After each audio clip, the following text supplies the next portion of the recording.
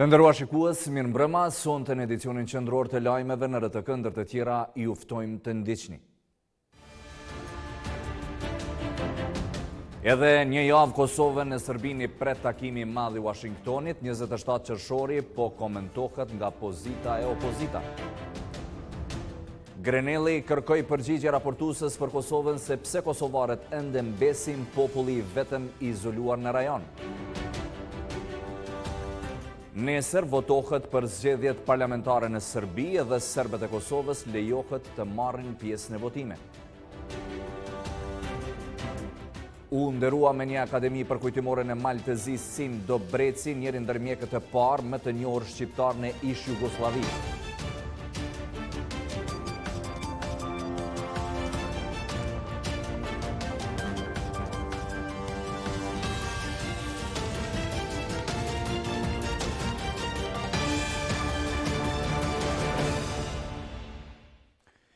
Edhe një 80 vjeçar ka vdekur sot nga COVID-19 duke quar në 35 numrin e atyre që e kanë humbur betejën me këtë virus në vendin tonë, ndërsa afro 1000 raste mbesin aktive në Kosovë.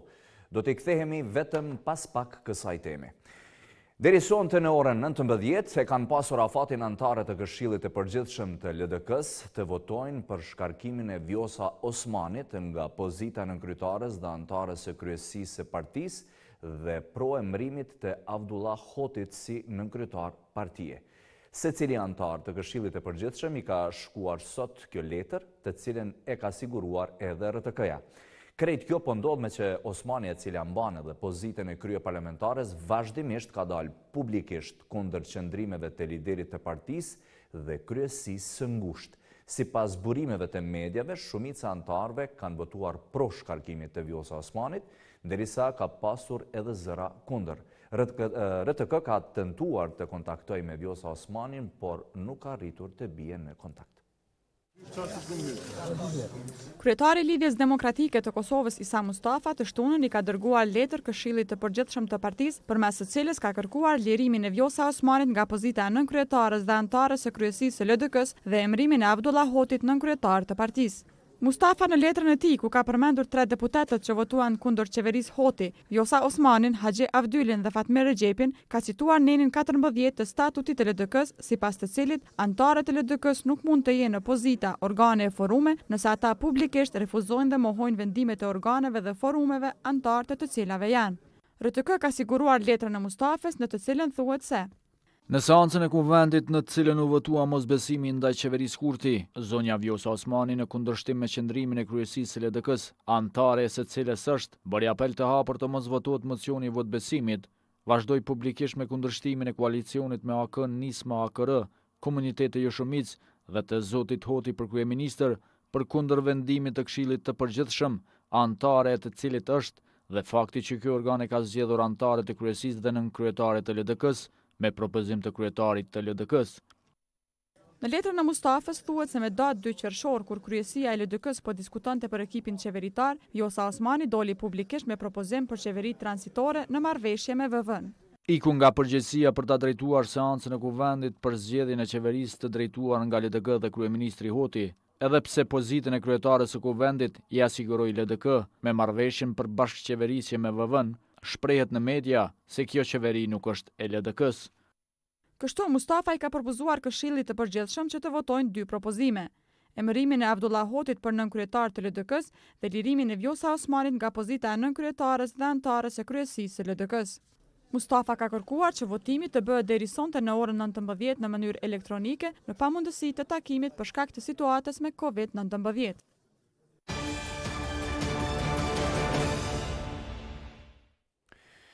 Do të vazhdojmë tani edicionin me zhvillimet politike edhe një javë. Na ndajnë nga takimi i madh në shtëpinë e Bardh, ku do të nisë dialogu mes 2 vendeve fqinje, Kosovës e Serbisë, në ndërmjetësimin e emisarit Grenell.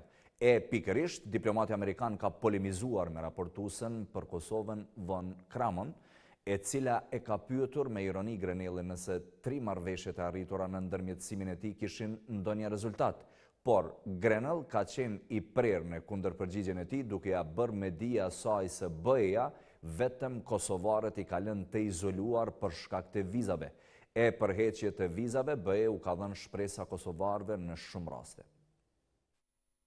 Sot një javë është dita kur delegacionet e Kosovës dhe Serbisë do të rifillojnë dialogun ndërmjet vete në shtëpinë e bardhë. Takimi 27 qershorit në ndërmjetësimin e përfaqësuesit special amerikan Richard Grenell në fokus do ta ketë ekonominë mes dy vendeve, gjë të cilën e ka thënë edhe sot kryeministri Abdullah Hoti. Fokusi, siç është bërë tani më ditur nga zyrtarët e administratës amerikane, do jetë në bashkëpunimin ekonomik mes të dy vendeve. Tani bashkë me ministrin e infrastrukturës dhe kabinetin qeveritar, ne jemi duke i zhvilluar ide tona, projekte madhore infrastrukturore që e ndryshojnë komplet peizazhin ekonomik në Kosovë dhe në krejt regionin. Ndërkohë një komunikim tjetër nga distanca është zhvilluar ndërmjet raportuesës për Kosovë në Parlamentin Evropian, Viola von Kramon, dhe të dërguarit special për dialogun Kosovë-Serbi Richard Grenell. Kramon në një postim në Twitter ka pyetur duke ironizuar nëse marrëveshjet mes Kosovës dhe Serbisë në drejtimin e Grenellit kishin ndonjë rezultat. Interesante. A kishte ndonjë rezultat nga marrëveshjet e tij të fundit, linjat ajrore, hekurodhore e toksore? Nuk gjeta dot. Por i menjëhershëm ka qenë reagimi i Grenellit. Ai ka thënë se Viola von Kramon është duke u ankuar që 20 vjet dhe nuk po bën asgjë. Viola, administrata Trump në vend që të kritikoj, bën gjithçka për të ndihmuar në normalizimin e ekonomive të Kosovës dhe Serbisë. Pse nuk përqendroheni në të vetmen gjë që ju është dashur të bëni, liberalizimin e vizave për Kosovën? Ju jeni duke u ankuar për të tjerët për 20 vjet, bëjeni pjesën tuaj.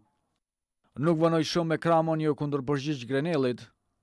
Siç ja kam shpjeguar Richard Grenellit, i takon Këshillit Evropian të vendosë për këtë çështje, për fat të keq. Por nëse djema dëshironi të luani një rol konstruktiv këtu, marrni në telefon dhe pyetni Emmanuel Macronin pse nuk është i gatshëm të heqë vizat për Kosovën dhe do të habiteni me përgjigjen e tij. Megjithatë, jo çdo herë Bashkimi Evropian u tregua miqësor me Republikën e Kosovës, as nuk i mbajti premtimet. E di se ky shembull që do ta marr tani është kundërthënës, por për shembull demarkacioni do të nënkuptonte menjëherë liberalizimin e vizave, gjë që është kryesore për popullin e Kosovës. E demarkacioni ka kohë që ka kaluar në kuvendin e Kosovës, por kosovarët ende mbesin populli i vetëm i izoluar në rajon. Deklarimet e Viola von Kramon, analistët vendas i kanë quajtur të turpshme dhe ikje nga përgjegjësitë që i ka BE-ja karshi Kosovës. Ky reagimi i zonjës Viola von Kramon është i turpshëm për mendimin tim, s'është i turpshëm, sepse në vend se të kërkojnë falje Kosovës për diskriminimin, për vonimin, për neglizhencën, për injorimin që ka bërë Kosovës këto 2 vite, mos harrojmë se në vitin 2018 me 21 mars Federica Mogherini, përfaqësuesja e lartë e politikës jashtme, ka deklaruar në Twitter që pasi që ka kalu demarkimi i kufirit me malin e zi, që Kosova është shumë e shtetashme drejt rrugës së liberalizimit të vizave. Pavarësisht se Kosova ka plotësuar të gjitha kushtet për të marrë liberalizimin e vizave, qytetarët e vendit ton janë të vetmit në Ballkanin perëndimor që vuajnë kufizimin e lëvizjes së lirë. Derisa jemi tek tema e dialogut me Serbinë, familjarët atyre që mungojnë tash 2 dekada më parë, po kërkojnë që ulja në tavolinë me Serbinë të kushtëzohet me zbardhjen e fatit të pagjeturve. E familjet e mbi 1600 personave çdo ditë e kalojnë me shpresën se nesërmja do të sjellë lajmin e shumëpritur. Kosova dhe Serbia me 27 qershor do të rikthehen në tavolinën e bisedimeve pas 2 vjetësh pauzë, por kjo po kërkohet të mos ndodhë derisa Serbia nuk ka dhënë përgjigje për fatin e 1641 personave që ende figurojnë të zhdukur. Udhëheqësi i njësisë së Komisionit Qeveritar për persona të zhdukur Kushtrim Gara thotë se çështja e personave të zhdukur duhet të jetë prioritet në dialog. Kërkesa e institucionit të Republikës së Kosovës, kërkesa e Komisionit Qeveritar është që çështja e personave duhet të jetë çështje prioritare për institucionet e Republikës së Kosovës, me pak presion, pak më shumë presion, them kështu, ndaj institucioneve të Serbisë, ne mund të kemi më shumë rezultate. Edhe kryetari i Këshillit Koordinues të familjarëve të personave të zhdukur Ahmet Grajçevci thotë se çështja e të zhdukurve duhet të jetë kushti i parë për dialog. Kushti i parë në dialog për Serbinë edhe për bashkinë ndërkombëtare është çështja e të zhdukurve. Dhe me një trusni të madhe të bashkisë ndërkombëtare, Serbia merr 24 orëve të gjithë trupat e shqiptarëve që i ka marrë të gjallë dhe i ka qenë në Serbi do t'i gjejnë. sepse aja është përgjegjës. Nëse dialogu fillon pa rizbardhjen e fatit të zhdukurve, Grajçevsi paralajmëroi edhe protesta. Në anën tjetër, Haki Kasumi nga shoqata për hulumtime dhe fatet e personave të pagjetur, si fajtor për mosbardhjen e fatit të personave të zhdukur e lë Serbinë. Nuk është bërë sa duhet, jemi shumë të bindur se ka mundur të bëhet shumë më tepër dhe në një farë mënyrë të mbyllet kjo plagë e cila ka mbetur e hapur dhe kullon gjak edhe sot kësaj dite pas 21 vitesh. Kurse Lutfia Ademi Vokshi, e cila tash 21 vite para që të zbardhet fati i vëllait të saj, thotë se nuk janë të pajtimit që të rifillojë dialogu, përderisa Serbia nuk thën përgjigje për persona të zhdukur. 12 vjet nga shpallja e pavarësisë, shteti i Kosovës ende nuk ka arritur të bëjë dokumentimin e saktë e të plotë të krimeve që kanë ndodhur gjatë luftës. Pikërisht sot shënohet edhe dita botërore e refugjatëve, e cila sjell në kujtime vitin 1999, kur mijëra kosovarë u debuan me dhunë nga shtëpitë e tyre nga forcat policore e ushtarake serbe. Këtë spastrim etnik e ka kujtuar si të kaluar të hidhur edhe presidenti vendit, Hashim Thaçi. Jemi krenar që i përballuam me dinjitet ato vite të vështira dhe përherë do të jemi mirënjohës të gjithë atyre që na mbështetën dhe na u gjendën pranë. Si popull e dim më së miri sa vështirë është të largohesh nga dheu, prandaj sot solidarizohemi me të gjithë ata që janë refugjat në përbot. Në këtë ditë simbolike kujtojmë edhe qershorin e vitit 99, kur qytetarët tanë u kthyen masivisht në dheun e çliruar. Atë dhe dashuria e madhe e tyre ishte dëshmi e forcës e popullit dhe kombit ton për të rimkëmbur duke nisur gjithçka nga fillimi, ka shkruar presidenti Thaçi. Edhe zëvendës kryeministri i parë i Kosovës Besnik Tahiri pikërisht në ditën e refugjatëve qëndroi tek treni muze, i cili e kujton spastrimin etnik të shqiptarëve, i cili barti në Maqedoni duke i dëbuar nga dheu. Zëvendës kryeministri Tahiri po ashtu në kuadër të vizitave që ka nisur në përkomuna për të forcuar lidhjen midis nivelit qendrore lokal, sot e filloi me komunën e Hanit të Elezit. Për të diskutuar për problemet dhe për të forcuar lidhjen mes nivelit lokal dhe qendror, zëvendës kryeministri Besnik Tahiri vizitoi komunën e Hanit të Elezit, ku prit nga kryetari Rufki Suma. Tahiri tha se ka zgjedhur këtë komunë për të bërë vizitën e parë si zëvendës kryeministër, sepse është një komunë e suksesshme, e cila ka bërë transformim të madh. Tema më prioritare dhe më rëndësishme është ajo e qerdhës. Pra, qerdhja është e ndërtuar dhe ka vite që nuk është. Pas një diskutim edhe më herët, mirë po tash do të zotohemi që këtë ta fusim në buxhetimin e komunës. Tema e dytë praktike, po e them kështu drejt për drejt, lidhet me financimin e qëndrueshëm, në veçanti tani më në kohën kur ka pas një rënje të ekonomisë, edhe komuna Hanit të Elezit është prej. Zëvendës kryeministri në fakt i din gjitha kërkesat tona për shkak se edhe Marta ka qenë koordinator për qeverisje lokale, e njoftuar përshtatshëm me problemet që i ka Hani Elez, në veçanti me hapjen e qerdhës fëmijëve për shkak se është një objekt që ndërtu që më tepër se 3 vite ende është e mbyllur, për problemet me Covidin, me virusin që ka kaplu gjithë botën, por edhe Hani Elezit, por që fatmirësisht tani nuk kemi. Ndërkohë, pikërisht në ditën e refugjatëve, zëvendës kryeministri Besnik Tahiri vizitoi trenin muze të gjenocidit serb, që barti shqiptarët në Blac në vitin 1999. Ky muze edhe ky vend duhet ta ketë trajtimin meritor, që njëherë për gjithmonë ta kujtojmë se nga kemi ra për lirin që e gëzojmë tani, dhe njëkohësisht ta ndërtojmë të ardhmen gjithmonë duke u lidh me të kaluarën tonë historike, një kaluar e cili ka qenë shumë e vështirë. Vizita në komunën e Hanit të Elezit, zëvendës kryeministri Tahiri e përmbylli me homazhe në varrezat e dëshmorëve në Pustenik. Edhe kryetari i PDK-s Kadri Veseli në ditën ndërkombëtare të refugjatëve ka kujtuar kohën kur populli ynë ishte larguar dhunshëm nga Kosova. Përmes një statusi në Facebook, Veseli ka thënë se të qenit refugjatë është të rënd, posaçërisht për pjesëtarët e kombit ton që përjetuan për ndjekjen dhe gjenocidin serb. Dita ndërkombëtare e refugjatëve na kujton ditët më të rënda për popullin ton në fund të shekullit të shkuar. kur kolonat të pambarim me dhimbje në shpirt janë larguar dhunshëm nga shtëpitë e veta. Të qenit refugjat është e rënd posaçërisht për pjesëtarët e kombit ton që përjetuan për ndjekjen dhe gjenocidin serb, ka shkruar Beseli.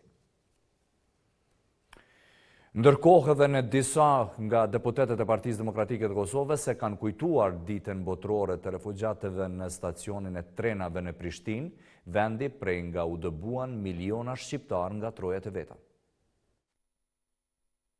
Ditën ndërkombëtare të refugjatëve e kanë kujtuar edhe disa nga deputetët e PDK-s, të cilët ishin edhe dëshmitar të këtij dëbimi masiv në stacionin e trenave në Prishtinë. Eliza Hoxha kërkoi që sa më shpejt të themelohet Muzeu i Dhimbjes, që kujton egzodin e qytetarëve të Prishtinës, një herësh ide e kreut të PDK-s Kadri Veseli. Ky stacion me shumë kujtime duhet të flasë më shumë me ne dhe për ne. Ky stacion i zbrazët nga pasagerët mund të mbushet sot me rrëfimet e tyre dhe të na mundsoj një udhëtim me përvojat e tyre gjatë luftës për mbijetesë dhe për liri. Ky stacion duhet të jetë stacioni ynë i kujtesës kolektive dhe dhimbjes që përjetuam për t'i gëzuar sot ditët në liri. Hoxha falenderoi UÇK-n dhe NATO-n që mundsuan çlirimin e Kosovës për rikthimin në shtëpi dhe kërkoi që ky stacion sa më shpejt të shndrohet në Muze të Dhimbjes për të memorizuar historinë e re të Kosovës dhe rëndësinë që ajo ka për brezat e rinj.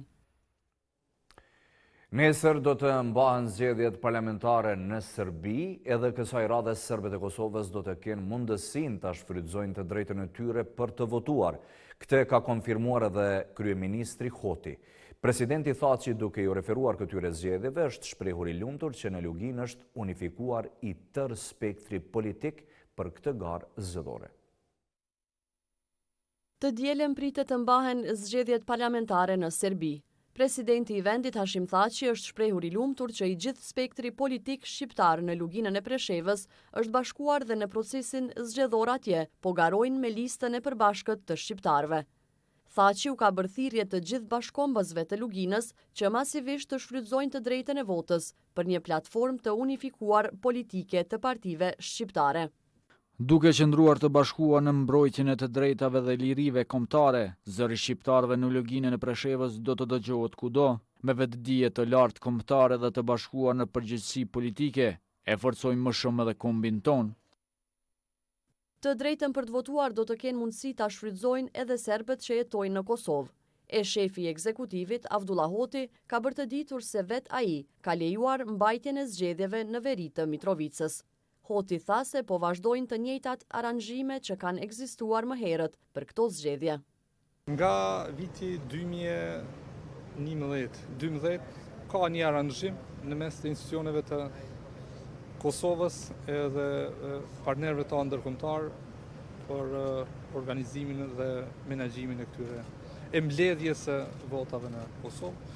Unë kam leju mbajtjen të njëjtat aranzhime që kanë ekzistuar më herët për këto lloj zgjedhje edhe tash, përmes OSB-s. Deputeti i partisë më të madhe opozitare në vend, Mefail Bajqinovci, ka kritikuar qeverinë Hoti për lejimin e mbajtjes së këtyre zgjedhjeve në veri, derisa siç thot ai, në Podujev nuk po lejohet mbajtja e tyre.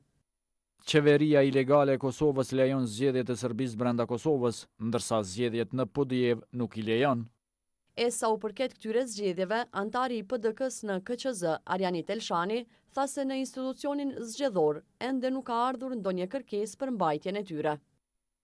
Në Komisionin Qendror të Zgjedhjeve deri më tani nuk ka ardhur asnjë kërkesë zyrtare lidhur me mbajtjen e procesit zgjedhor të Serbisë në Kosovë. Sapo të kemi një çështje të tillë, Partia Demokratike e Kosovës, si përfaqësuesi i Partisë Demokratike të Kosovës, do të ngrisim më një herë këtë çështje. Serbia është shteti i parë në Evropë që pas periudhës së izolimit 3 mujor zhvillon zgjedhjet e përgjithshme këtë të diel.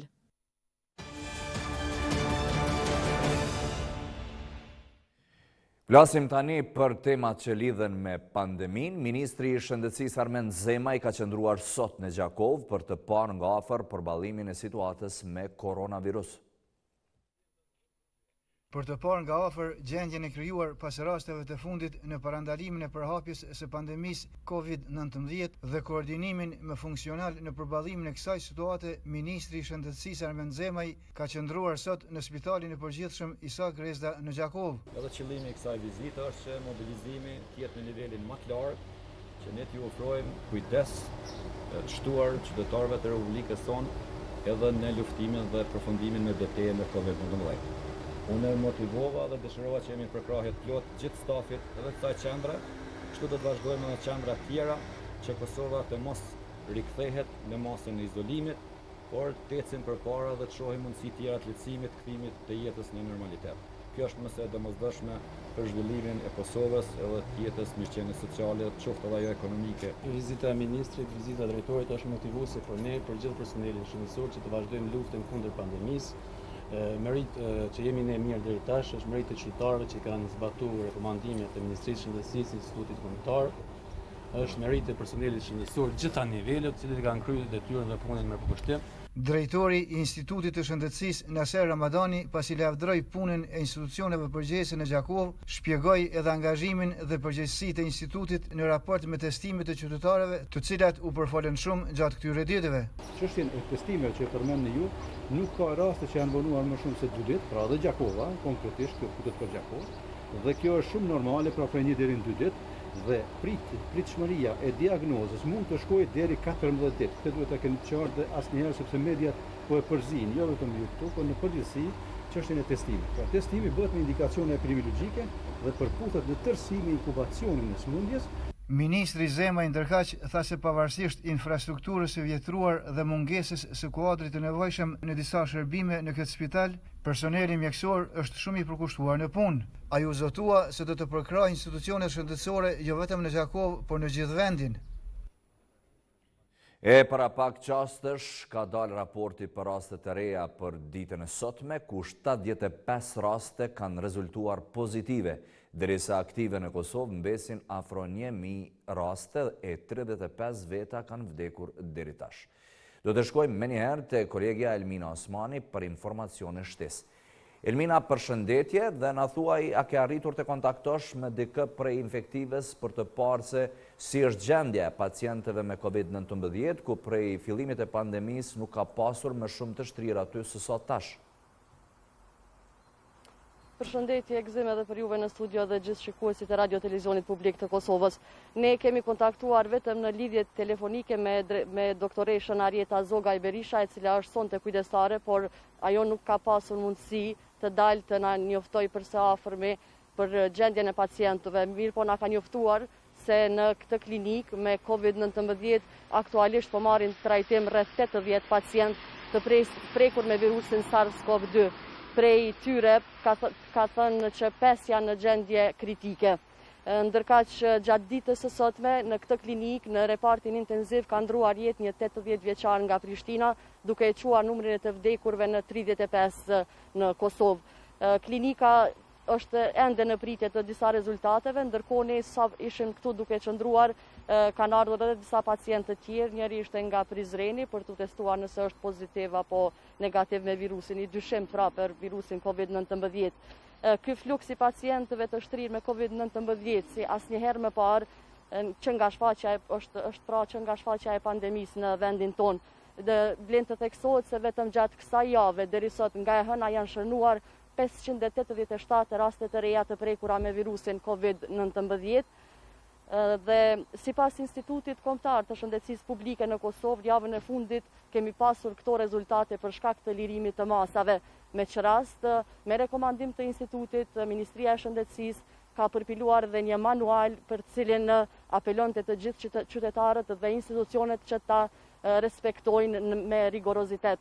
Pra me që numri vazhdimisht po rritet dhe që të kemi, do me thënë, ta kalojmë këtë pandemi sa më lehtë dhe të reduktohet numri, të bie numri të prekurve, ata rekomandojnë mbajtjen e maskave obligative, si dhe mbajtjen e distancës dhe higjienës personale. Po ashtu një nga rekomandimet e institutit është që të gjitha institucionet publike dhe private tani më të reduktojnë stafin, të punojnë me stafe të reduktuara në institucionet e tyre. Nga data 8 të shkurt, deri me 19 qershor 2020, në laboratorin e mikrobiologjisë molekulare janë testuar gjithsej 20.662 persona të dyshim me virusin SARS-CoV-2 dhe prej tyre pra janë këto raste, numri i rasteve ka shënuar rritje të madhe. Në nivel global, do me thënë që nga data 31 dhjetor 2019 deri më 19 qershor 2020 janë raportuar mbi 8 milion raste me COVID-19, ndërsa mbi 400.000 raste të vdekjes. Këto ishin informacionet të gëzimni, nga këtu apelojmë dhe përqojmë mesazhin e Institutit Kombëtar të Shëndetësisë Publike dhe Ministrisë së Shëndetësisë të gjithë qytetarët që të respektojnë masat e vëna tani më nga Ministria dhe të mbajnë pra distancën, higjienën personale si dhe maskat tani më janë obligative. Ne ju akthejmë linja në studio. Elmina, të falenderojmë shumë për këto informacione që na solën në edicionin qendror të lajmeve në RTK.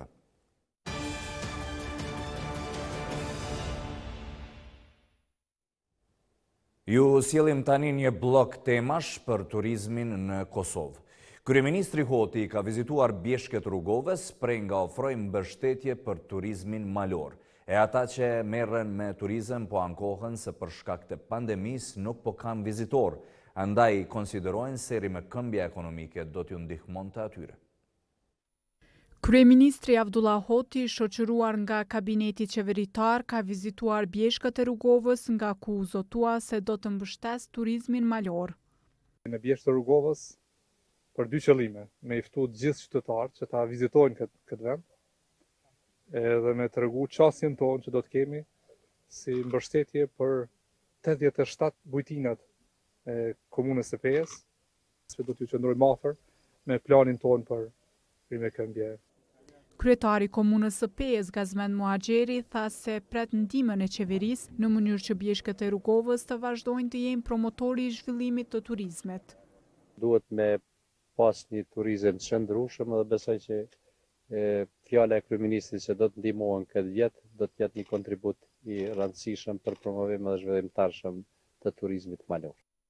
Ndërsa Osman Shala, i cili merret me turizëm, tha se tani më nuk ka turist për shkak të pandemisë. Prej marsit janë anulu të gjitha vizitat, domethënë edhe korrikun e kanë anulu për shkak të pandemisë.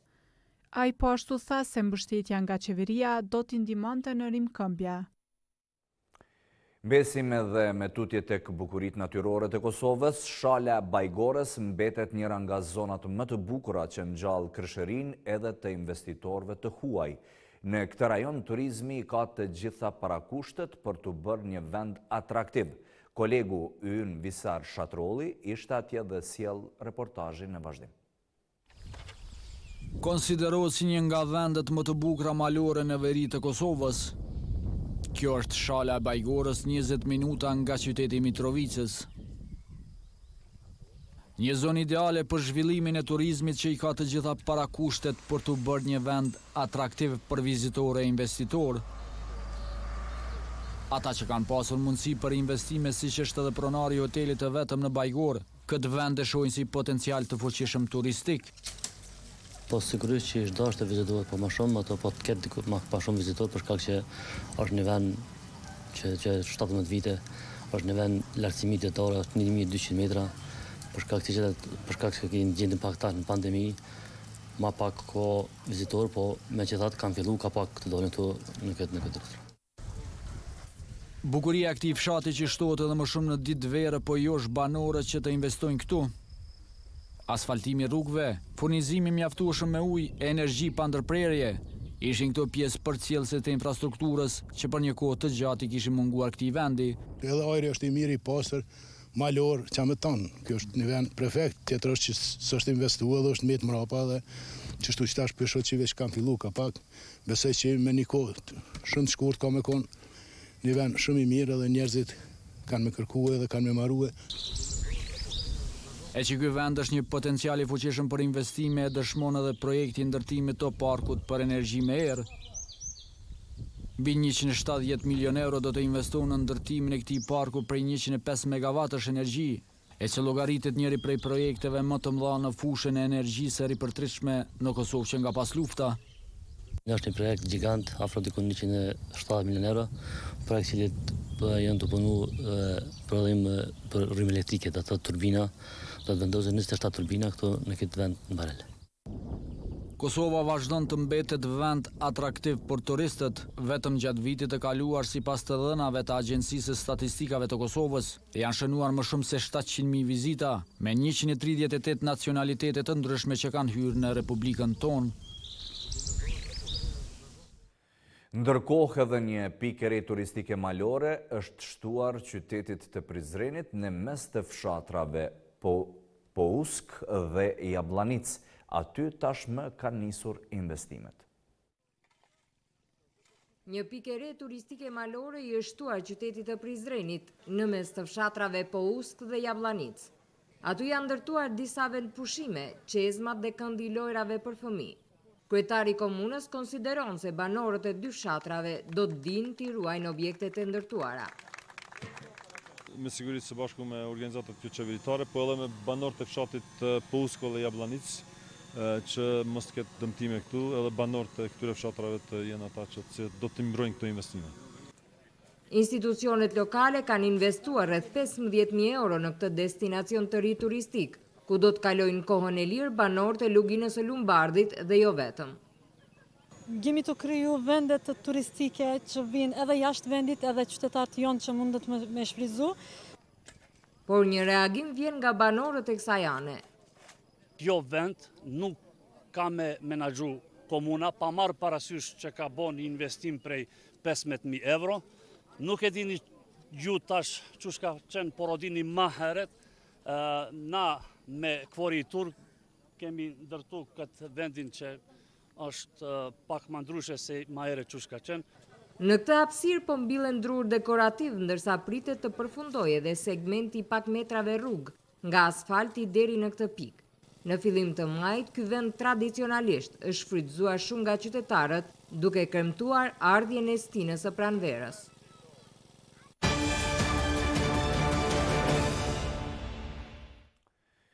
Në vazhdim edhe një njoftim, është kujtuar jeta e vepra e dermatologut të mirënjohur Sim Dobreci, i cili ndroi jetë në moshën 86 vjeçare në fshatin e tij të lindjes, Braticë e Ulqinit.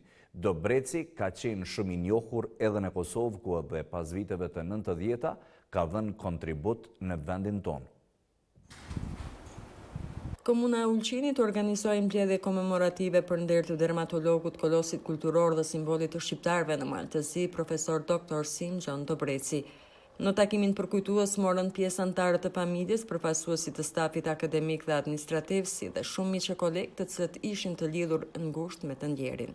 Sot ne kemi mbajtur jo një orë përkujtimore për Dr. Simen, por kemi mbajtur një orë vajtimi jo për Simen, por kemi mbajtur një orë vajtimi për ne si komp, si Ulqin, si qytet, që kemi një mjek më pak, që kemi një shkencëtar më pak, një burr të fjalës më pak, një veprimtar më pak, një baba më pak, një gjysh më pak dhe një njerëz shembullor më pak. Profesor Sim Dobreci ka qenë një mjek i dëlluar, njeri i veçantë, do të kalojnë kohë si të lind edhe një person si ka qenë Sim Dobreci.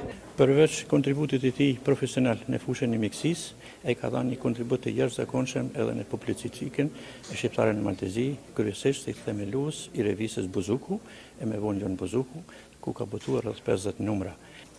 Që nga njohja me profesor Sim Dobrecin, e kam ndjerë sinqerisht dhe në shpirt se kemi të bëjmë një njeri të madh intelektual dhe patriot të përmasave që të thoja të veçanta po edhe rrallë të përsëritura për kombin shqiptar dhe treva shqiptare në përgjithësi. Profesor Dr. Sim Dobreci, përveç degës së dermatologjisë ku edhe ishte ekspert me një përvojë të madhe si profesor në Universitetin e Prishtinës, si mjek dhe specialist, hulumtues e studiues, ai ishte edhe një humanist i madh dhe autor i shumë librave nga mjekësia, shkenca e kultura.